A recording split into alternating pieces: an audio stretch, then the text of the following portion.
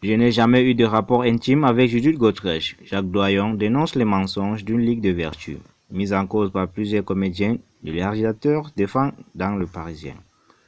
Il assure n'avoir jamais profité de sa position pour demander la moindre faveur et déplore que sa carrière soit brisée. Le cinéaste Jacques Doyon, accusé d'agression sexuelle par plusieurs actrices dont Judith Godrèche, dénonce un effet de meute et de mensonge encouragé par une ligue de vertu qui ferait régner la peur, dans un entretien publié ce mercredi 10 avril par Le Parisien. Je n'ai jamais promis de rôle à quiconque ni profité de ma position de réalisateur pour obtenir des faveurs sexuelles, assure le réalisateur. En 35 films, il m'est arrivé une ou deux fois d'avoir des idylles avec deux comédiennes, mais je n'ai pas été un harceleur, dit-il. Figure du cinéma d'auteur, le réalisateur de 80 ans est visé par une enquête après une plainte de Judith Godrèche qui l'accuse de l'avoir agressé sexuellement en marge du tournage de La fille de 15 ans sortie en 1989 et de l'avoir violée dans son bureau.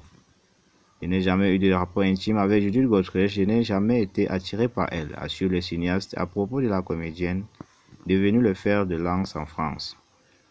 Judith Godrèche a ouvert le bal et fait de moi son bouc émissaire. Les autres accusations l'ont suivi. Il semble que l'effet de maître décrit en psychologie s'applique là parfaitement, estime-t-il. Quand j'ai appris ces accusations de Judith Godrèche, j'ai ressenti de la sidération, de la stupéfaction et de la colère. Interrogé sur son nouveau film CE2 dont la sortie a été reportée side-eye après ces accusations, il estime qu'il pourra peut-être être diffusé quand la Ligue des vertus de Judith Godrèche cesserait de faire régner la peur. Dans cet entretien, le cinéaste nie également les accusations portées par Isil Lebesco, qui assure avoir dû subir les avances de Jacques Doyon pendant des séances de travail et parle d'un mensonge ou d'une manipulation. C'est une histoire qu'elle invente ou qu'on lui suggère, estime-t-il.